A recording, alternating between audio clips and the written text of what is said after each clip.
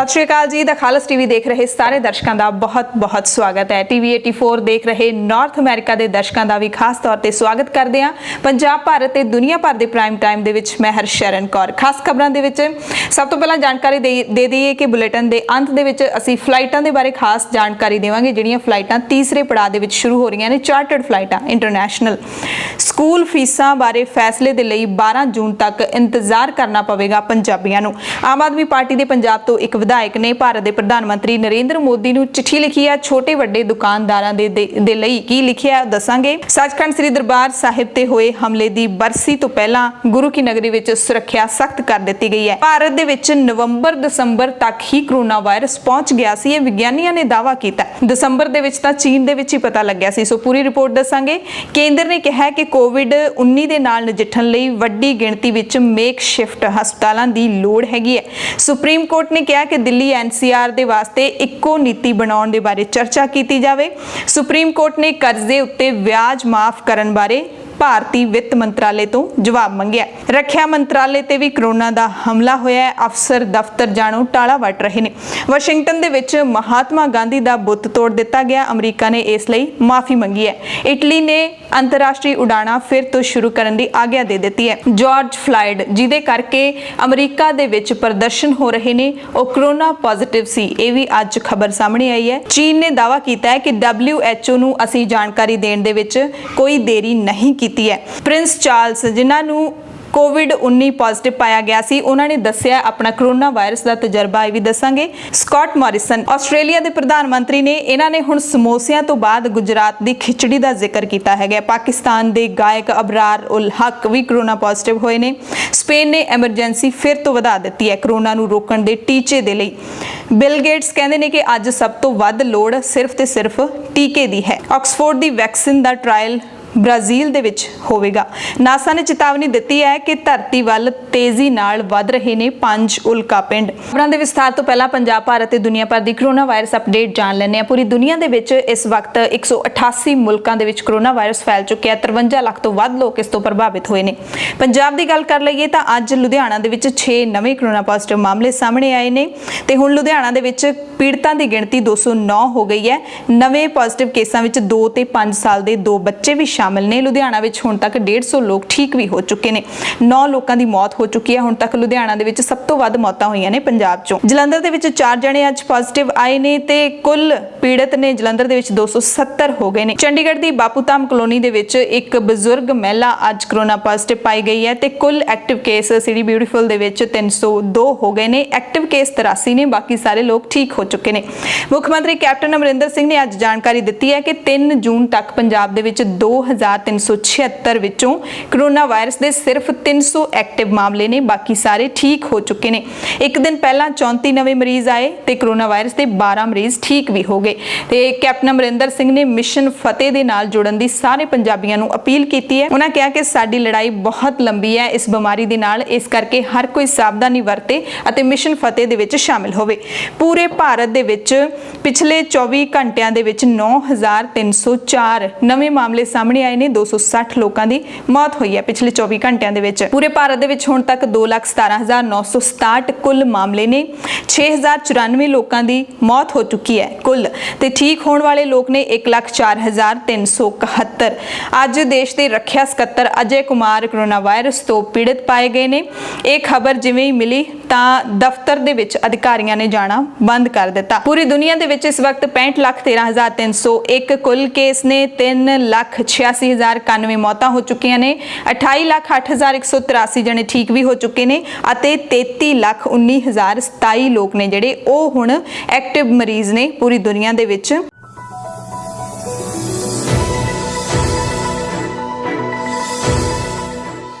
पंजाब दी खबरों के सब तो पहला गल करांगे किसानां दी। किसानां दे लई केंद्र सरकार ने कल 3 मतियां नूं मंजूरी दित्ती है। पर पंजाब दे भुलच्छ तो विधायक सुखपाल सिंह खैरा कहंदे ने कि जिहड़े 3 मते केंद्र ने पास कीते ने वो सिर्फ ते सिर्फ कारपोरेट घराणे नूं ही लाभ पहुंचाउणगे। किसान विरोधी साबित होणगे। MSP दी प्रणाली नूं खत्म करनगे ते प्राइवेट घराणे ने हौली हौली किसानां नूं खत्म कर देणगे। इस ते काफ़ी चर्चा हो रही है। पंजाब दी सियासत दे विच भी काफ़ी हलचल है किसानां दे मसलिਆਂ नूं लैके। हुण ਹੁੰਦੀ ਤਾਂ ਸਾਰੀ ਸਿਆਸਤ ਹੀ ਹੈ, ਸਾਰੀਆਂ ਪਾਰਟੀਆਂ ਦੇ ਵੱਲੋਂ। ਜੇ ਕਾਂਗਰਸ ਸੱਤਾ ਦੇ ਵਿੱਚ ਹੋਵੇ ਉਹ ਵੀ ਕਿਸਾਨ ਵਿਰੋਧੀ ਫੈਸਲੇ ਕਰਦੀ ਹੈ, ਤੇ ਜੇ ਬੀਜੇਪੀ ਹੈ ਤਾਂ ਉਸ ਦੇ ਵੱਲੋਂ ਵੀ ਕਿਸਾਨ ਵਿਰੋਧੀ ਫੈਸਲੇ ਨੇ ਜਿਹੜੇ ਉਹ ਕੀਤੇ ਜਾ ਰਹੇ ਨੇ। ਬੁੱਧਵਾਰ ਨੂੰ ਦਰਅਸਲ ਕੇਂਦਰ ਸਰਕਾਰ ਨੇ ਕਿਸਾਨਾਂ ਦੀ ਆਜ਼ਾਦੀ ਅਤੇ ਖੇਤੀ ਦੀ ਖੁਸ਼ਹਾਲੀ ਦਾ ਦਾਅਵਾ ਕਰਦੇ ਹੋਏ 3 ਕਾਨੂੰਨ ਨੇ ਜਿਹੜੇ 3 ਉਹਨਾਂ ਦੇ ਵਿੱਚ ਸੋਧ ਆਰਡੀਨੈਂਸ ਨੂੰ ਮਨਜ਼ੂਰੀ ਦਿੱਤੀ ਹੈ। ਮੰਤਰੀ ਮੰਡਲ ਦੀ ਮੀਟਿੰਗ ਨੇ the farming produce trade and commerce ordinance 2020 ਅਤੇ farmers agreement on price insurance and farm service ordinance 2020 ਨੂੰ ਹਰੀ ਝੰਡੀ ਦੇ ਦਿੱਤੀ ਹੈ। ਸਰਕਾਰ ਨੇ ਇਹਨਾਂ ਵਿਸ਼ਿਆਂ ਤੇ ਚਰਚਾ ਕਰਨ ਦੇ ਲਈ ਪਾਰਲੀਮੈਂਟ ਦੇ ਵਿੱਚ ਬਹਿਸ ਕਰਵਾਉਣੀ ਵੀ ਠੀਕ ਨਹੀਂ ਸਮਝੀ ਤੇ ਆਪਣੇ ਆਪ ਹੀ ਇਹ ਜਿਹੜੇ ਆਰਡੀਨੈਂਸ ਨੇ ਉਹ ਪਾਸ ਕਰ ਦਿੱਤੇ, ਉਹਨਾਂ ਨੂੰ ਮਨਜ਼ੂਰੀ ਦੇ ਦਿੱਤੀ। ਇਹ ਸੋਧ ਖੇਤੀ ਨੂੰ ਖੁੱਲੀ ਮੰਡੀ ਦੇ ਸਹਾਰੇ ਛੱਡ ਕੇ ਸਰਕਾਰੀ ਹੱਥ ਪਿੱਛੇ ਖਿੱਚ ਲੈਣ ਦਾ ਰਾਹ ਪੱਧਰਾ ਕਰਦੀਆਂ ਨੇ। ਇਹ ਸਾਰੀਆਂ ਜਿਹੜੀਆਂ 3 ਸੋਧਾਂ ਕੀਤੀਆਂ ਗਈਆਂ ਨੇ। ਮਾਹਿਰ ਕਹਿੰਦੇ ਨੇ ਕਿ ਇਹਨਾਂ 3 ਸੋਧਾਂ ਦੇ ਨਾਲ ਪੰਜਾਬ ਤੇ ਹਰਿਆਣਾ ਦੇ ਕਿਸਾਨਾਂ ਨੂੰ ਜ਼ਿਆਦਾ ਨੁਕਸਾਨ ਹੋਏਗਾ। ਕਿਵੇਂ ਹੋਏਗਾ? ਖੇਤੀ ਤੇ ਖੁਰਾਕ ਮਾਮਲਿਆਂ ਦੇ ਮਾਹਿਰ ਦਵਿੰਦਰ ਸ਼ਰਮਾ ਕਹਿੰਦੇ ਨੇ ਕਿ ਇਹ ਤਿੰਨੇ ਕਾਨੂੰਨ ਨੇ ਜਿਹੜੇ ਉਹ ਅਸਲ ਦੇ ਵਿੱਚ ਵਪਾਰੀਆਂ ਦੇ ਪੱਖ ਵਿੱਚ ਸੋਧੇ ਜਾ ਰਹੇ ਨੇ। ਅਮਰੀਕਾ ਤੇ ਯੂਰਪ ਦੇ ਵਿੱਚ ਪਹਿਲਾਂ ਤੋਂ ਹੀ ਇਹ ਕਾਨੂੰਨ ਲਾਗੂ ਨੇ ਜਿਹੜੇ ਕਿ ਫੇਲ ਸਾਬਿਤ ਹੋਏ ਨੇ ਉਹਨਾਂ ਮੁਲਕਾਂ ਦੇ ਵਿੱਚ।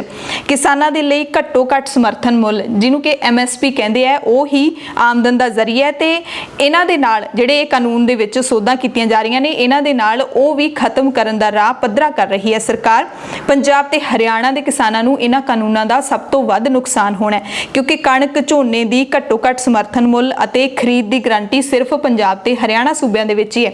ਪੰਜਾਬ ਦੇ ਕਿਸਾਨਾਂ ਦੀ ਗੱਲ ਕਰ ਲਈਏ ਤਾਂ ਸਾਰੀਆਂ ਕਿਸਾਨ ਜਥੇਬੰਦੀਆਂ ਵੀ ਇਹਨਾਂ ਦਾ ਵਿਰੋਧ ਕਰ ਰਹੀਆਂ ਨੇ।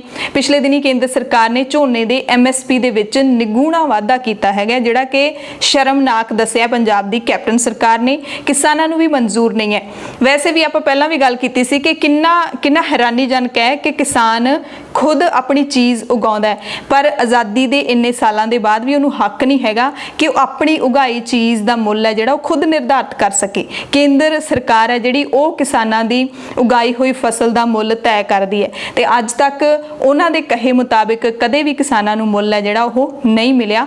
ਹਮੇਸ਼ਾ ਹੀ ਉਹ ਉਹਦੇ ਲਈ ਵਿਰੋਧ ਪ੍ਰਦਰਸ਼ਨ ਕਰਦੇ ਰਹਿੰਦੇ ਨੇ। ਟਿੱਡੀ ਦਲ ਦੀ ਗੱਲ ਕਰ ਲਈਏ ਤਾਂ ਹਾਲੇ ਵੀ ਪੰਜਾਬ ਦੇ ਵਿੱਚ ਟਿੱਡੀ ਦਲ ਦਾ ਖਤਰਾ ਮੰਡਰਾ ਰਿਹਾ ਹੈਗਾ। ਪਠਾਨਕੋਟ ਦੀ ਜਿਹੜੀ ਸਰਹੱਦ ਹੈਗੀ ਆ ਪਾਕਿਸਤਾਨ ਦੇ ਨਾਲ ਲੱਗਦੀ, ਉੱਥੋਂ ਟਿੱਡੀ ਦਲ ਦੇ ਭਾਰਤ ਵਿੱਚ ਯਾਨੀ ਕਿ ਪੰਜਾਬ ਦੇ ਵਿੱਚ ਦਾਖਲ ਹੋਣ ਦਾ ਖਤਰਾ ਹੈਗਾ। ਜ਼ਿਲ੍ਹਾ ਪ੍ਰਸ਼ਾਸਨ ਨੇ ਅਲਰਟ ਵੀ ਜਾਰੀ ਕਰ ਦਿੱਤਾ। ਪਠਾਨਕੋਟ ਦੇ ਵਿੱਚ ਟਿੱਡੀਆਂ ਦੇ ਹਮਲੇ ਨੂੰ ਬੇਅਸਰ ਕਰਨ ਦੇ ਲਈ ਖੇਤੀਬਾੜੀ ਤੇ ਬਾਗਬਾਨੀ ਸਮੇਤ ਹੋਰ ਵਿਭਾਗਾਂ ਦੇ ਅਧਿਕਾਰੀਆਂ ਦੀਆਂ ਟੀਮਾਂ ਜਿਹੜੀਆਂ ਤਾਇਨਾਤ ਕਰ ਦਿੱਤੀਆਂ ਗਈਆਂ ਨੇ, ਪਰ ਲੈ ਦੇ ਕੇ ਕਿਸਾਨਾਂ ਨੇ ਆਪਣਾ ਬਚਾਅ ਆਪ ਹੀ ਕਰਨਾ ਹੁੰਦਾ ਹੈ। ਟੀਮਾਂ ਵੀ ਬਣ ਜਾਂਦੀਆਂ ਨੇ, ਸਭ ਕੁਝ ਸਰਕਾਰ ਐਲਾਨ ਵੀ ਕਰ ਦਿੰਦੀ ਹੈ, ਕਾਗਜ਼ਾਂ ਦੇ ਵਿੱਚ ਸਭ ਕੁਝ ਹੋ ਵੀ ਜਾਂਦਾ ਹੈ, ਐਲਾਨ ਵੀ ਹੋ ਜਾਂਦੇ ਨੇ, ਪਰ ਆਖਿਰਕਾਰ ਕਿਸਾਨਾਂ ਨੂੰ ਹੀ ਮੈਦਾਨ ਦੇ ਵਿੱਚ ਡਟਣਾ ਪੈਂਦਾ ਆ ਤੇ ਉਹਦੇ ਲਈ ਤੁਹਾਨੂੰ ਤਿਆਰ ਵੀ ਰਹਿਣਾ ਚਾਹੀਦਾ ਹੈ। ਸਕੂਲਾਂ ਵੱਲੋਂ ਫੀਸ ਮੰਗੇ ਜਾਣ ਤੇ ਸਕੂਲੀ ਵਿਦਿਆਰਥੀਆਂ ਅਤੇ ਮਾਪਿਆਂ ਨੇ ਅੱਜ ਸਿੱਖਿਆ ਮੰਤਰੀ ਦੇ ਘਰ ਦੇ ਬਾਹਰ ਧਰਨਾ ਦਿੱਤਾ। ਲੋਕਾਂ ਨੇ ਪ੍ਰਦਰਸ਼ਨ ਕੀਤਾ, ਸਰਕਾਰ ਖਿਲਾਫ ਨਾਅਰੇਬਾਜ਼ੀ ਕੀਤੀ ਤਾਂ ਸਿੱਖਿਆ ਮੰਤਰੀ ਵਿਜੇਂਦਰ ਸਿੰਗਲਾ ਨੇ ਕਿਹਾ ਹੈ ਕਿ 12 ਜੂਨ ਤੱਕ ਸਾਨੂੰ ਇੰਤਜ਼ਾਰ ਕਰਨਾ ਹੀ ਪਏਗਾ। ਇਸ ਮਾਮਲੇ ਦੇ ਸੰਬੰਧੀ ਫੀਸਾਂ ਦੇ ਮਾਮਲੇ ਵਿੱਚ ਅਦਾਲਤ ਦੇ ਵਿੱਚ ਪਟੀਸ਼ਨ ਵੀ ਦਾਇਰ ਕੀਤੀ ਹੋਈ ਹੈ, ਉਹਦੇ ਤੇ ਸੁਣਵਾਈ ਹੋਏਗੀ, ਉਸ ਤੋਂ ਬਾਅਦ ਹੀ ਸਰਕਾਰ ਕੋਈ ਫੈਸਲਾ ਲਏਗੀ। ਇਸ ਕਰਕੇ 12 ਜੂਨ ਤੱਕ ਵਿਦਿਆਰਥੀਆਂ ਤੇ ਮਾਪਿਆਂ ਨੂੰ ਇੰਤਜ਼ਾਰ ਕਰਨਾ ਪਏਗਾ ਕਿ ਸਕੂਲਾਂ ਦੇ ਵਿੱਚ ਫੀਸਾਂ ਵਧਾਈਆਂ ਜਾਣਗੀਆਂ ਕਿ ਨਹੀਂ ਵਧਾਈਆਂ ਜਾਣਗੀਆਂ। ਇਹ ਪੰਜਾਬ ਦੀ ਗੱਲ ਹੈ। ਪੰਜਾਬ ਦੀ ਸਿਆਸਤ ਦੀ ਗੱਲ ਕਰ ਲਈਏ ਤਾਂ ਨਵਜੋਤ ਸਿੰਘ ਸਿੱਧੂ ਜਿਹੜੇ ਕਿ ਕਾਂਗਰਸ ਪਾਰਟੀ ਵੱਲੋਂ ਵਿਧਾਇਕ ਨੇ, ਉਹਨਾਂ ਦੇ ਆਮ ਆਦਮੀ ਪਾਰਟੀ ਵਿੱਚ ਜਾਣ ਤੇ ਕਾਫੀ ਚਰਚਾ ਹੋ ਰਹੀ ਹੈ। ਇਹ ਵੀ ਮੰਨਿਆ ਜਾ ਰਿਹਾ ਹੈ ਕਿ ਸਿੱਧੂ ਅਤੇ ਕੇਜਰੀਵਾਲ ਦੇ ਵਿਚਾਲੇ ਪ੍ਰਸ਼ਾਂਤ ਕਿਸ਼ੋਰ ਗੱਲਬਾਤ ਕਰਵਾ ਰਹੇ ਨੇ, ਪਰ ਕਾਂਗਰਸ ਦੇ ਵਿੱਚ ਜੋ ਸਿੱਧੂ ਦੇ ਨਾਲ ਹੋਈ, ਜੇ ਪੰਜਾਬ ਕਾਂਗਰਸ ਦੀ ਗੱਲ ਕਰ ਲਈਏ, ਹਾਲਾਂਕਿ ਸੈਂਟਰ ਦੇ ਵਿੱਚ ਸੋਨੀਆ ਗਾਂਧੀ, ਪ੍ਰਿਯੰਕਾ ਗਾਂਧੀ, ਰਾਹੁਲ ਗਾਂਧੀ ਦੇ ਨਾਲ ਨਵਜੋਤ ਸਿੰਘ ਸਿੱਧੂ ਦੀ ਕਾਫੀ ਨੇੜਤਾ ਜਿਹੜੀ ਹੈ ਉਹ ਦੇਖੀ ਜਾਂਦੀ ਹੈ, ਪਰ ਪੰਜਾਬ ਦੇ ਵਿੱਚ ਮੁੱਖ ਮੰਤਰੀ ਕੈਪਟਨ ਅਮਰਿੰਦਰ ਸਿੰਘ ਦੇ ਨਾਲ ਕਿਸ ਕਦਰ ਉਹਨਾਂ ਦੇ ਸੰਬੰਧਾਂ ਦੇ ਵਿੱਚ ਤਣਾਅ ਨੇ ਉਹ ਆਪਾਂ ਸਾਰੇ ਜਾਣਦੇ ਹਾਂ। ਸੋ ਆਉਣ ਵਾਲੇ ਦਿਨਾਂ ਦੇ ਵਿੱਚ ਹੋ ਸਕਦਾ ਹੈ ਕਿ ਆਮ ਆਦਮੀ ਪਾਰਟੀ ਵਿੱਚ ਜਾਣ ਸਿੱਧੂ, ਪਰ ਜੇ ਦੇਖ ਲਈਏ ਇੱਕ ਕੌਮੀ ਪਾਰਟੀ ਦੀ ਤਾਂ ਕਾਂਗਰਸ ਇੱਕ ਨੈਸ਼ਨਲ ਪਾਰਟੀ ਹੈ। ਨਵਜੋਤ ਸਿੰਘ ਸਿੱਧੂ ਵਰਗੇ ਕੱਦਾਵਰ ਨੇਤਾ ਨੇ ਜਿਹੜੇ ਉਹ ਇੰਨੀ ਜਲਦੀ ਸ਼ਾਇਦ ਕੋਈ ਫੈਸਲਾ ਨਾ ਲੈਣ। ਸੱਚਖੰਡ ਸ੍ਰੀ ਦਰਬਾਰ ਸਾਹਿਬ ਉੱਤੇ ਫੌਜੀ ਹਮਲੇ ਦੀ ਬਰਸੀ ਹੈ ਜਿਹੜੀ ਉਹ 6 ਜੂਨ ਨੂੰ ਆਉਣ ਵਾਲੀ ਹੈ। ਅੱਜ 4 ਜੂਨ ਹੈ। ਸ਼੍ਰੀ ਅਕਾਲ ਤਖਤ ਸਾਹਿਬ ਵਿਖੇ ਸ਼੍ਰੀ ਅਖੰਡ ਪਾਠ ਸਾਹਿਬ ਦੀ ਆਰੰਭਤਾ ਹੋ ਗਈ ਹੈ। ਇਸ ਬਰਸੀ ਨੂੰ ਮਨਾਉਣ ਦੇ ਲਈ 6 ਜੂਨ ਨੂੰ ਭੋਗ ਪਾਏ ਜਾਣਗੇ ਸ਼੍ਰੀ ਅਕਾਲ ਤਖਤ ਸਾਹਿਬ ਵਿਖੇ। ਘੱਲੂਘਾਰਾ ਦਿਵਸ ਦੇ ਮੌਕੇ ਜ਼ਿਲ੍ਹੇ ਦੇ ਵਿੱਚ ਪੁਲਿਸ ਵੀ ਮੁਸਤੈਦ ਹੋ ਗਈ ਹੈ। ਪੁਲਿਸ ਦੀ ਨਫਰੀ ਹੈ ਜਿਹੜੀ ਉਹ ਵਧਾ ਦਿੱਤੀ ਗਈ ਹੈ। ਪੁਲਿਸ ਕਮਿਸ਼ਨਰ ਨੇ ਇਹਦੀ ਜਾਣਕਾਰੀ ਦਿੱਤੀ ਹੈ ਕਿ ਸੱਚਖੰਡ ਸ੍ਰੀ ਦਰਬਾਰ ਸਾਹਿਬ ਦੇ ਆਸ-ਪਾਸ ਸੁਰੱਖਿਆ ਜ਼ਿਆਦਾ ਵਧਾਈ ਗਈ ਹੈ। ਪ੍ਰਸ਼ਾਸਨ ਮੰਨਦਾ ਚਾਹੁੰਦਾ ਹੈ कि 6 ਜੂਨ ਨੂੰ ਬਰਸੀ ਦੇ ਮੌਕੇ ਮਾਹੌਲ ਖਰਾਬ ਨਾ ਹੋਵੇ। ਹਾਲਾਂਕਿ ਕਰਫਿਊ ਤੋਂ ਬਾਅਦ ਲੋਕਡਾਊਨ ਲੱਗਿਆ ਹੋਇਆ ਹੈ। ਭਾਰਤ ਸਰਕਾਰ ਨੇ ਵੀ ਦਿਸ਼ਾ ਨਿਰਦੇਸ਼ ਦਿੱਤੇ ਨੇ ਕਿ 8 ਜੂਨ ਤੋਂ ਪਹਿਲਾਂ ਜਿਹੜੇ ਧਾਰਮਿਕ ਸਥਾਨ ਨਹੀਂ ਖੋਲੇ ਜਾ ਸਕਦੇ। ਅੰਮ੍ਰਿਤਸਰ ਪ੍ਰਸ਼ਾਸਨ ਨੇ ਘੱਲੂਘਾਰਾ ਯਾਦਗਾਰੀ ਮਾਰਚ ਜਿਹੜਾ 5 ਜੂਨ ਯਾਨੀ ਕਿ ਕੱਲ ਨੂੰ ਕੱਢਿਆ ਜਾਣਾ ਸੀ ਦਲ ਖਾਲਸਾ ਦੇ ਵੱਲੋਂ, ਉਹਨੂੰ ਵੀ ਮਨਜ਼ੂਰੀ ਨਹੀਂ ਦਿੱਤੀ ਹੈਗੀ। ਸੋ ਨਾਕਾਬੰਦੀ ਕਰ ਦਿੱਤੀ ਹੈ, ਵਾਹਨਾਂ ਦੀ ਤਲਾਸ਼ੀ ਹੈ ਉਹ ਪੁਲਿਸ ਉੱਥੇ ਕਰ ਰਹੀ ਹੈ। ਖੁਫੀਆ ਤੰਤਰ ਹੈ ਜਿਹੜਾ ਪੂਰੇ ਸ਼ਹਿਰ ਦੇ ਵਿੱਚ ਉਹ ਸਰਗਰਮ ਹੋ ਗਿਆ। ਐਸਜੀਪੀਸੀ ਨੇ ਸਾਫ਼ ਕੀਤਾ ਹੈ ਕਿ ਕੋਈ ਵੀ ਵੱਡਾ ਇਕੱਠ ਇਸ ਵਾਰ ਨਹੀਂ ਕੀਤਾ ਜਾਏਗਾ ਕੋਵਿਡ-19 ਦੀ ਮਹਾਮਾਰੀ ਦੇ ਕਾਰਨ, ਪਰ ਫਿਰ ਵੀ ਕਿਤੇ ਨਾ ਕਿਤੇ ਜਿਹੜੀ ਸੰਗਤ ਹੈ ਅਕਾਲ ਤਖਤ ਸਾਹਿਬ ਵਿਖੇ ਪਹੁੰਚਣ ਦੀ ਸੰਭਾਵਨਾ ਬਣੀ ਹੋਈ ਹੈ ਕਿ ਇਹ ਜਿਹੜੇ ਥੋੜੇ ਬਹੁਤ ਸ਼ਰਧਾਲੂ ਨੇ ਉਹ ਜ਼ਰੂਰ ਪਹੁੰਚਣਗੇ। ਆਮ ਆਦਮੀ ਪਾਰਟੀ ਪੰਜਾਬ ਦੇ ਸੀਨੀਅਰ ਲੀਡਰ ਤੇ ਵਿਧਾਇਕ ਅਮਨ ਅਰੋੜਾ ਨੇ ਪ੍ਰਧਾਨ ਮੰਤਰੀ ਨਰਿੰਦਰ ਮੋਦੀ ਨੂੰ ਚਿੱਠੀ ਲਿਖ ਕੇ ਮੰਗ ਕੀਤੀ ਹੈ ਕਿ ਕਰੋੜਾਂ ਦੀ ਗਿਣਤੀ ਵਿੱਚ ਰੁਜ਼ਗਾਰ ਮੁਹੱਈਆ ਕਰਵਾ ਰਹੇ ਨਿੱਕੇ ਤੇ ਵੱਡੇ ਦੁਕਾਨਦਾਰ ਨੇ ਜਿਹੜੇ ਉਹਨਾਂ ਨੂੰ ਵਰਕਿੰਗ ਕੈਪੀਟਲ ਲੋਨ ਮੁਹੱਈਆ ਕਰਵਾਇਆ ਜਾਵੇ। ਅਮਨ ਅਰੋੜਾ ਨੇ ਕਿਹਾ ਕਿ ਪਰਚੂਨ ਬਾਜ਼ਾਰ ਹੈ ਜਿਹੜਾ ਉਹ ਪੂਰੇ ਮੁਲਕ ਦੇ ਵਿੱਚ 1300 ਬਿਲੀਅਨ ਯੂਐਸ ਡਾਲਰ ਦਾ ਕਾਰੋਬਾਰ ਕਰਦਾ ਹੈ। 2 ਕਰੋੜ ਦੇ ਕਰੀਬ ਛੋਟੇ ਵੱਡੇ ਦੁਕਾਨਦਾਰ ਲਗਭਗ 5 ਕਰੋੜ ਤੋਂ ਵੱਧ ਲੋਕਾਂ ਨੂੰ ਨੌਕਰੀਆਂ ਦੇ ਰਹੇ ਨੇ। ਪਰ ਅੱਜ ਦੇ ਦੌਰ ਦੇ ਵਿੱਚ ਕਰੋਨਾ ਵਾਇਰਸ ਦੀ ਮਹਾਮਾਰੀ ਤੋਂ ਬਾਅਦ ਆਰਥਿਕ ਤੌਰ ਤੇ ਪੂਰੀ ਤਰ੍ਹਾਂ ਦੇ ਨਾਲ ਉਹ ਦਬ ਚੁੱਕੇ ਨੇ, ਆਰਥਿਕ ਮੰਦੀ ਦਾ ਸ਼ਿਕਾਰ ਹੋ ਚੁੱਕੇ ਨੇ। ਇਸ ਕਰਕੇ ਉਹਨਾਂ ਨੂੰ ਵਰਕਿੰਗ ਕੈਪੀਟਲ ਲੋਨ ਹੈ ਜਿਹੜਾ ਉਹ ਮੁਹੱਈਆ ਕਰਵਾਇਆ ਜਾਵੇ। ਲੁਧਿਆਣਾ ਦੇ ਵਿੱਚ ਜਿਮ ਮਾਲਕਾਂ ਨੇ ਜਿਮ ਖੋਲੇ ਜਾਣ ਦੀ ਮੰਗ ਨੂੰ ਲੈ ਕੇ ਪ੍ਰਦਰਸ਼ਨ ਕੀਤਾ ਹੈ। ਜਿਮ ਤੇ ਫਿਟਨੈਸ ਸੈਂਟਰਾਂ ਦੇ ਮਾਲਕ ਨੇ ਜਿਹੜੇ ਉਹ ਵੱਡੀ ਗਿਣਤੀ ਦੇ ਵਿੱਚ ਇਕੱਠੇ ਹੋਏ ਜ਼ਿਲ੍ਹੇ ਦੇ ਵਿੱਚ ਜਲਦੀ ਤੋਂ ਜਲਦੀ ਜਿਮ ਖੋਲਣ ਦੀ ਮੰਗ ਕੀਤੀ ਹੈ।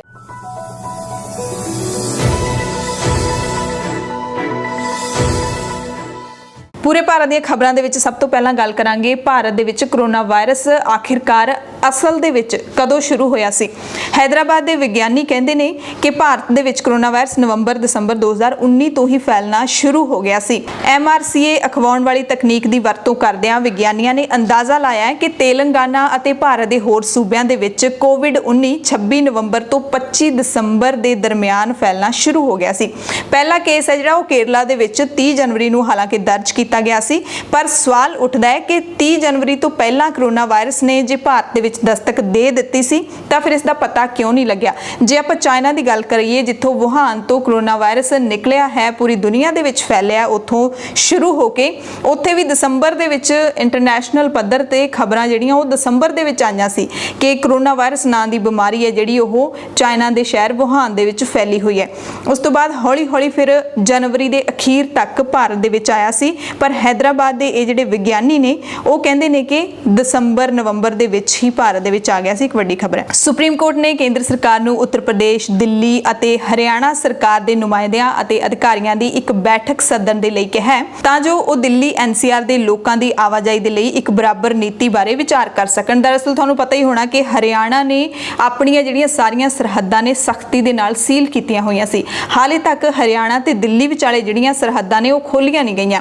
ਹਰਿਆਣਾ ਸਰਕਾਰ ਨੇ ਕਿਹਾ ਸੀ ਕਿ ਦਿੱਲੀ ਸਰਕਾਰ ਦੇ ਨਾਲ ਕੋਈ ਬੈਠ ਕੇ ਵਿਚਾਰ ਵਟਾਂਦਰਾ ਹੋਏਗਾ, ਉਸ ਤੋਂ ਬਾਅਦ ਹੀ ਅਸੀਂ ਜਿਹੜਾ ਹੈ ਇਹ ਸਰਹੱਦਾਂ ਖੋਲਣ ਤੇ ਵਿਚਾਰ ਕਰ ਸਕਦੇ ਹਾਂ। ਤਾਂ ਸੁਪਰੀਮ ਕੋਰਟ ਨੇ ਅੱਜ ਆਰਡਰ ਦਿੱਤਾ ਹੈ ਕਿ ਦਿੱਲੀ ਤੇ ਹਰਿਆਣਾ ਸਰਕਾਰਾਂ ਦੇ ਨੁਮਾਇੰਦੇ ਇਕੱਠੇ ਬੈਠਣ ਤੇ ਫਿਰ ਉਹ ਲੋਕਾਂ ਦੀ ਆਵਾਜਾਈ ਦੇ ਬਾਰੇ ਗੰਭੀਰਤਾ ਦੇ ਨਾਲ ਵਿਚਾਰ ਕਰਨ। ਭਾਰਤ ਦੇ ਵਿੱਚ ਲਾਕਡਾਊਨ ਨੂੰ ਲੈ ਕੇ ਵੀ ਕਾਫੀ ਸਿਆਸਤ ਹੋ ਰਹੀ ਹੈ। ਵਿਰੋਧੀ ਪਾਰਟੀਆਂ ਜਿਨ੍ਹਾਂ ਦੇ ਵਿੱਚ ਖਾਸ ਤੌਰ ਤੇ ਰਾਹੁਲ ਗਾਂਧੀ ਦੀ ਗੱਲ ਕਰ ਲਈਏ ਤਾਂ ਉਹ ਵੀ ਲਾਕਡਾਊਨ ਨੂੰ ਲੈ ਕੇ ਕਾਫੀ ਕ੍ਰਿਟਿਸਾਈਜ਼ ਕਰ ਰਹੇ ਨੇ ਕੇਂਦਰ ਸਰਕਾਰ ਨੂੰ। ਸੋ ਕਾਂਗਰਸ ਲੀਡਰ ਰਾਹੁਲ ਗਾਂਧੀ ਨੇ ਅੱਜ ਵੀ ਉਦਯੋਗਪਤੀ ਰਾਜੀਵ ਬਜਾਜ ਦੇ ਨਾਲ ਗੱਲਬਾਤ ਕੀਤੀ, ਲਾਈਵ ਵੀਡੀਓ ਗੱਲਬਾਤ ਕੀਤੀ। ਰਾਹੁਲ ਗਾਂਧੀ ਨੇ ਕਿਹਾ ਕਿ ਲਾਕਡਾਊਨ ਹੈ ਜਿਹੜਾ ਉਹ ਪ੍ਰਵਾਸੀ ਮਜ਼ਦੂਰਾਂ ਤੇ ਗਰੀਬਾਂ ਦੇ ਲਈ ਬਹੁਤ ਹੀ ਡਰਾਉਣਾ ਰਿਹਾ। ਰਾਜੀਵ ਬਜਾਜ ਨੇ ਵੀ ਕਿਹਾ ਕਿ ਲਾਕਡਾਊਨ ਹੋਰ ਮੁਲਕਾਂ ਦੇ ਵਿੱਚ ਵੀ ਹੋਇਆ, ਮੇਰੇ ਵੀ ਬਹੁਤ ਸਾਰੇ ਰਿਸ਼ਤੇਦਾਰ, ਦੋਸਤ ਵਿਦੇਸ਼ੀ ਮੁਲਕਾਂ ਦੇ ਵਿੱਚ ਰਹਿੰਦੇ ਨੇ, ਪਰ ਉੱਥੇ ਲਾਕਡਾਊਨ ਅਜਿਹਾ ਨਹੀਂ ਸੀ ਜਿੰਨਾ ਭਾਰਤ ਦੇ ਵਿੱਚ ਡਰਾਉਣਾ ਸੀਗਾ।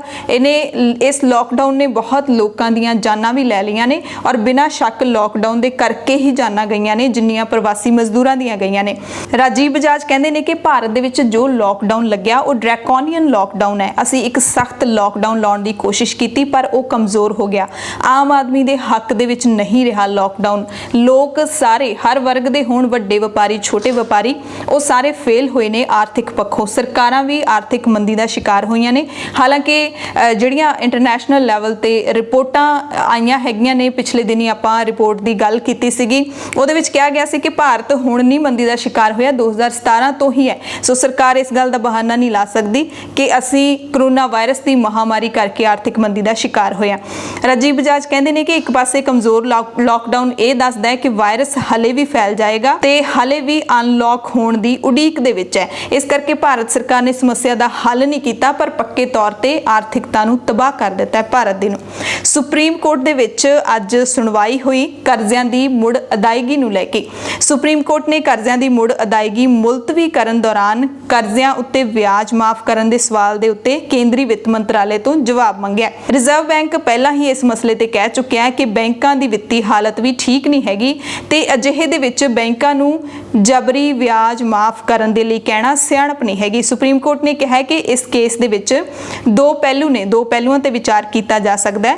ਪਹਿਲਾ, ਕਰਜ਼ਾ ਮੁਲਤਵੀ ਕਰਨ ਸਮੇਂ ਕਰਜ਼ੇ ਤੇ ਕੋਈ ਵਿਆਜ ਨਾ ਲੈਣਾ ਤੇ ਦੂਸਰਾ, ਵਿਆਜ ਤੇ ਕੋਈ ਵਿਆਜ ਨਹੀਂ ਲਿਆ ਜਾਣਾ ਚਾਹੀਦਾ। ਗੱਲ ਕਰ ਲੈਂਦੇ ਹਾਂ ਚੀਨ ਭਾਰਤ ਤਣਾਅ ਦੀ। ਦੋਵਾਂ ਮੁਲਕਾਂ ਦੇ ਵਿਚਕਾਰ ਸਰਹੱਦ ਦੇ ਉੱਤੇ ਜੋ ਪ੍ਰੈਕਟੀਕਲ ਆਪਾਂ ਦੇਖ ਰਹੇ ਹਾਂ, ਸਰਹੱਦਾਂ ਦੇ ਉੱਤੇ ਪੂਰਾ ਤਣਾਅ ਹੈ। ਦੋਵਾਂ ਮੁਲਕਾਂ ਦੇ ਫੌਜੀ ਇੱਕ ਦੂਸਰੇ ਨਾਲ ਲੜਨ ਨੂੰ ਤਿਆਰ ਬੈਠੇ ਨੇ। ਦੋਵੇਂ ਮੁਲਕ ਆਪਣੀ ਬਲ ਹੈ, ਉੱਥੇ ਜਿਹੜਾ ਫੌਜੀ ਬਲ ਹੈ ਉਹ ਵਧਾ ਰਹੇ ਨੇ।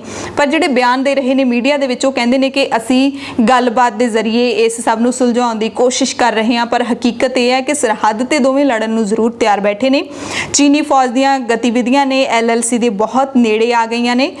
ਜਾਣਕਾਰੀ ਇਹ ਵੀ ਮਿਲੀ ਹੈ ਕਿ ਚੀਨੀ ਫੌਜ ਦੇ ਜਵਾਨ ਪਿਛਲੀ ਸਥਿਤੀ ਦੇ ਮੁਕਾਬਲੇ ਹੁਣ 100 ਗਜ਼ ਪਿੱਛੇ ਵਾਪਸ ਵੀ ਚਲੇ ਗਏ ਸਨ, ਪਰ ਉਹਨਾਂ ਨੇ ਹਮਲਾਵਰ ਰਵੱਈਆ ਨਹੀਂ ਦਿਖਾਇਆ ਅਤੇ ਸੈਨਿਕਾਂ ਦੀ ਗਿਣਤੀ ਦੇ ਵਿੱਚ ਵੀ ਪਿਛਲੇ ਇੱਕ ਦਿਨ ਦੀ ਜੇ ਗੱਲ ਕਰ ਲਈਏ ਤਾਂ ਕੋਈ ਵਾਧਾ ਨਹੀਂ ਹੋਇਆ। ਜੇ ਪਿਛਲੇ 4-5 ਦਿਨਾਂ ਦੀ ਗੱਲ ਕਰ ਲਈਏ ਤਾਂ ਲਗਾਤਾਰ ਸੈਨਿਕਾਂ ਦੀ ਗਿਣਤੀ ਹੈ ਜਿਹੜੀ ਉਹ ਵੱਧਦੀ ਜਾ ਰਹੀ ਸੀ। ਭਾਰਤ ਦੇ ਰੱਖਿਆ ਮੰਤਰੀ ਰਾਜਨਾਥ ਸਿੰਘ ਨੇ ਵੀ ਭਾਰਤ ਚੀਨ ਵਿਵਾਦ ਦੀ ਹੁਣ ਪੁਸ਼ਟੀ ਕਰ ਦਿੱਤੀ ਹੈ। ਪਹਿਲਾਂ ਜਿਹੜੇ ਭਾਰਤੀ ਲੀਡਰ ਨੇ ਉਹ ਹਾਲਾਂਕਿ ਇਨਕਾਰ ਕਰਦੇ ਆ ਰਹੇ ਸੀਗੇ ਕਿ ਸਾਡੇ ਸਰਹੱਦ ਦੇ ਉੱਤੇ ਦੋਵਾਂ ਦੇ ਵਿਚਕਾਰ ਕੋਈ ਵੀ ਤਣਾਅ ਹੋਇਆ ਹੈ ਜਾਂ ਕੋਈ ਫੌਜੀਆਂ ਦੇ ਵਿੱਚ ਆਪਸੀ ਝੜਪ ਹੋਈ ਹੈ, ਪਰ 3 ਵਾਰ ਜਿਹੜੀਆਂ ਇਸ ਮਹੀਨੇ ਦੇ ਵਿੱਚ ਚੀਨੀ ਤੇ ਭਾਰਤੀ ਫੌਜੀਆਂ ਵਿਚਾਲੇ ਝੜਪਾਂ ਹੋ ਚੁੱਕੀਆਂ ਨੇ। ਭਾਰਤੀ ਵਿਦੇਸ਼ ਮੰਤਰਾਲੇ ਨੇ ਅੱਜ ਇੱਕ ਬਿਆਨ ਜਾਰੀ ਕੀਤਾ ਹੈ ਕਿ ਭਾਰਤੀ ਸੈਨਿਕ ਆਪਣੀ ਸਰਹੱਦ ਦੇ ਅੰਦਰ ਸਾਰੀਆਂ ਐਕਟੀਵਿਟੀਜ਼ ਕਰਦੇ ਨੇ, ਗਤੀਵਿਧੀਆਂ ਕਰਦੇ ਨੇ। ਭਾਰਤੀ ਫੌਜ ਦੀ ਅਸਲ ਕੰਟਰੋਲ ਰੇਖਾ LAC ਤੋਂ ਬਾਹਰ ਗਤੀਵਿਧੀਆਂ ਕਰਨ ਦੀ ਨਹੀਂ ਹੈਗੀ ਤੇ ਇਹਦੇ ਲਈ ਅਸੀਂ ਦਾਅਵਾ ਕਰਦੇ ਹਾਂ ਕਿ ਚੀਨ ਦੀ ਸਰਹੱਦ ਦੇ ਅੰਦਰ ਅਸੀਂ ਦਾਖਲ ਨਹੀਂ ਹੋਏ ਜਾਂ ਸਾਡੀ ਫੌਜ ਦਾਖਲ ਨਹੀਂ ਹੋਈ ਹੈ।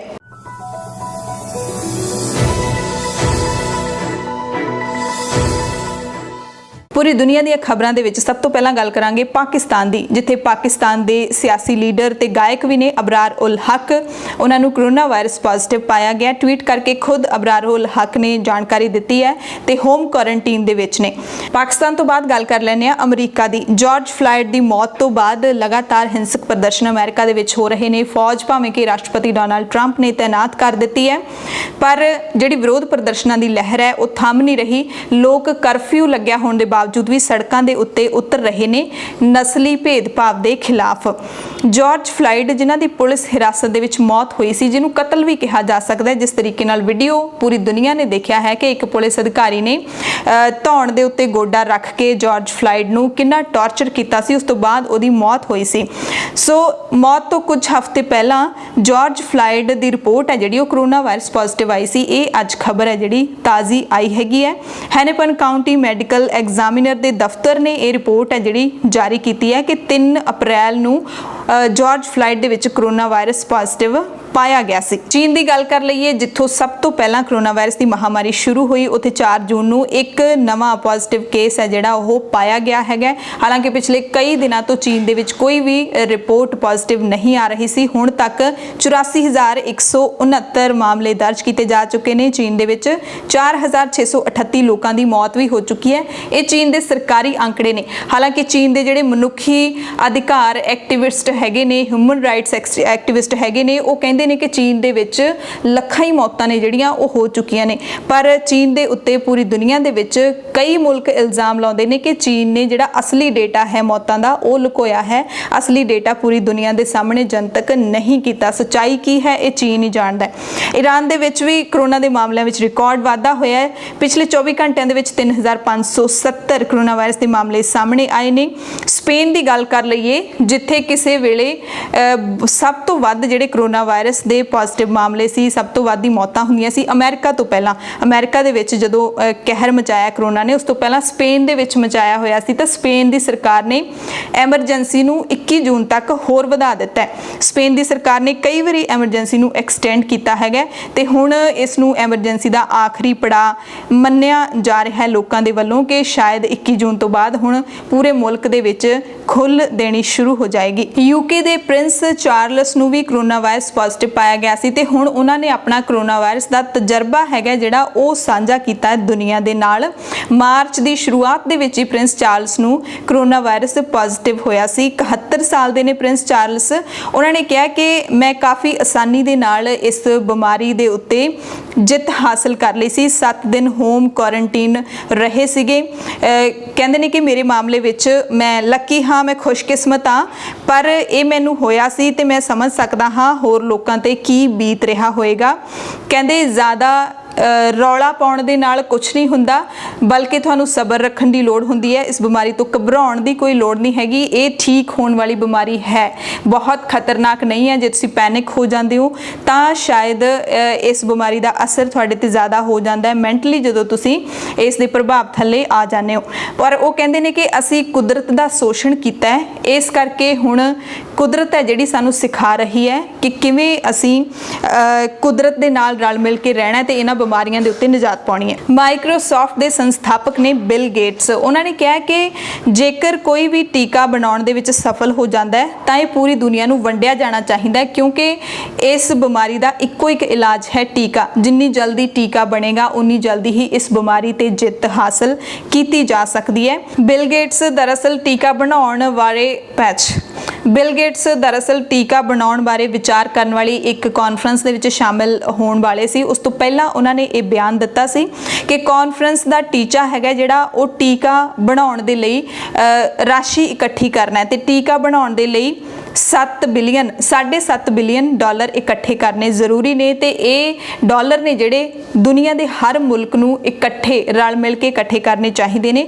ਹਰ ਮੁਲਕ ਨੂੰ ਫੰਡਿੰਗ ਕਰਨੀ ਚਾਹੀਦੀ ਹੈ ਤੇ ਤਾਂ ਕਿ ਇਹ ਟੀਕਾ ਜਲਦੀ ਤੋਂ ਜਲਦੀ ਬਣ ਸਕੇ ਤੇ ਪੂਰੀ ਦੁਨੀਆ ਦੇ ਲੋਕਾਂ ਦਾ ਭਲਾ ਹੋ ਸਕੇ। ਇਟਲੀ ਦੇ ਵਿੱਚ ਲਾਕਡਾਊਨ ਦੇ ਵਿੱਚ ਢਿੱਲਦਾ ਆਖਰੀ ਪੜਾਅ ਹੈ। ਪ੍ਰਧਾਨ ਮੰਤਰੀ ਜਿਊਸੈਪ ਕੌਂਟੇ ਨੇ ਐਲਾਨ ਕੀਤਾ ਹੈ ਕਿ ਕਈ ਹਫ਼ਤਿਆਂ ਦੀ ਕੁਰਬਾਨੀ ਤੋਂ ਬਾਅਦ ਹੁਣ ਅਸੀਂ ਮੁਸਕਰਾਉਣ ਤੇ ਖੁਸ਼ ਹੋਣ ਦੇ ਹੱਕਦਾਰ ਹਾਂ। ਇਟਲੀ ਦੇ ਵਿੱਚ ਘਰੇਲੂ ਹਵਾਈ ਯਾਤਰਾ ਖੋਲ੍ਹ ਦਿੱਤੀ ਗਈ ਹੈ, ਕੌਮਾਂਤਰੀ ਸਰਹੱਦਾਂ ਵੀ ਖੋਲ੍ਹ ਦਿੱਤੀਆਂ ਗਈਆਂ ਨੇ। ਕਰੋਨਾ ਵਾਇਰਸ ਤੋਂ ਬਾਅਦ ਇਟਲੀ ਦੇ ਵਿੱਚ 2,34,000 ਕੁੱਲ ਪੋਜ਼ਿਟਿਵ ਮਾਮਲੇ ਨੇ, 33,600 ਤੋਂ ਵੱਧ ਮੌਤਾਂ ਹੋ ਚੁੱਕੀਆਂ ਨੇ। ਅੱਜ ਮੁਲਕ ਦੇ ਪ੍ਰਧਾਨ ਮੰਤਰੀ ਨਰਿੰਦਰ ਮੋਦੀ ਅਤੇ ਆਸਟ੍ਰੇਲੀਆ ਦੇ ਪ੍ਰਧਾਨ ਮੰਤਰੀ ਸਕਾਟ ਮੋਰਿਸਨ ਵਿਚਾਲੇ ਪਹਿਲਾ ਵਰਚੁਅਲ ਸਮਿਟ ਹੋਇਆ ਹੈ।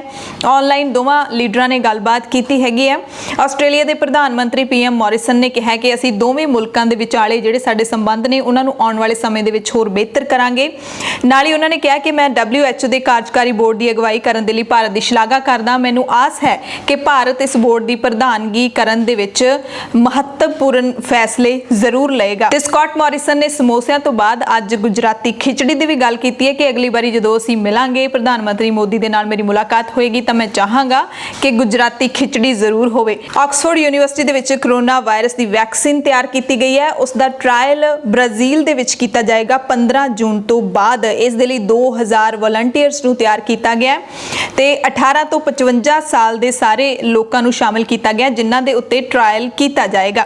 ਉੱਤਰੀ ਕੋਰੀਆ ਦੇ ਵਿੱਚ ਪ੍ਰਾਇਮਰੀ ਸਕੂਲ ਖੋਲ੍ਹ ਦਿੱਤੇ ਗਏ ਨੇ ਕਿਉਂਕਿ ਕਰੋਨਾ ਵਾਇਰਸ ਤੋਂ ਬਾਅਦ ਹਾਲਾਤ ਠੀਕ ਹੋ ਚੁੱਕੇ ਨੇ। ਯਮਨ ਦੀ ਰਾਜਧਾਨੀ ਸਨਾ ਦੇ ਵਿੱਚ ਇੱਕ ਹਸਪਤਾਲ ਵਿੱਚ ਘੱਟੋ-ਘੱਟ 50 ਕੋਵਿਡ-19 ਦੇ ਮਰੀਜ਼ਾਂ ਦੀ ਮੌਤ ਹੋਈ ਹੈ।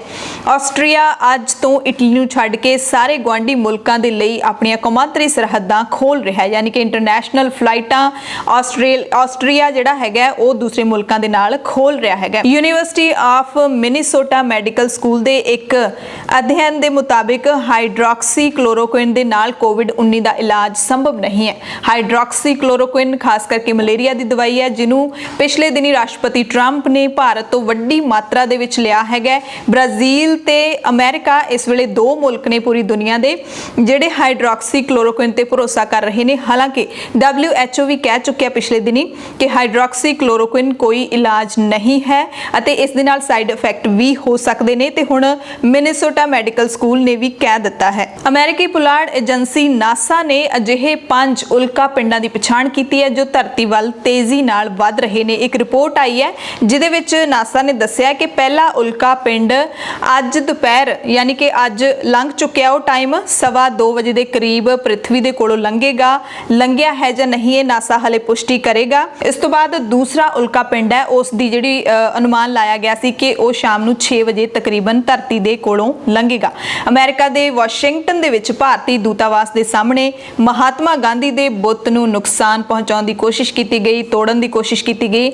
ਇਸ ਘਟਨਾ ਤੇ ਅਮਰੀਕਾ ਨੇ ਮਾਫੀ ਮੰਗੀ ਹੈ। ਭਾਰਤ ਵਿੱਚ ਅਮਰੀਕਾ ਦੇ ਰਾਜਦੂਤ ਕੇਨ ਜੈਸਟਰ ਨੇ ਟਵੀਟ ਕਰਕੇ ਇਸ ਤੇ ਅਫਸੋਸ ਜ਼ਾਹਿਰ ਕੀਤਾ। ਦਰਅਸਲ ਅਮਰੀਕਾ ਦੇ ਵਿੱਚ ਜਿਹੜਾ ਜਾਰਜ ਫਲੋਇਡ ਦੀ ਮੌਤ ਤੋਂ ਬਾਅਦ ਪ੍ਰਦਰਸ਼ਨ ਹੋ ਰਹੇ ਨੇ, ਉਸ ਦੌਰਾਨ ਕੁਝ ਪ੍ਰਦਰਸ਼ਨਕਾਰੀਆਂ ਨੇ ਬੁੱਤ ਨੂੰ ਨੁਕਸਾਨ ਪਹੁੰਚਾਉਣ ਦੀ ਕੋਸ਼ਿਸ਼ ਕੀਤੀ ਗਈ ਸੀ। ਜਿਨ੍ਹਾਂ ਨੇ ਨੁਕਸਾਨ ਪਹੁੰਚਾਉਣ ਦੀ ਕੋਸ਼ਿਸ਼ ਕੀਤੀ ਉਹਨਾਂ ਮੁਲਜ਼ਮਾਂ ਦੀ ਭਾਲ ਕਰ ਰਹੀ ਹੈ ਅਮਰੀਕਾ ਦੀ ਪੁਲਿਸ।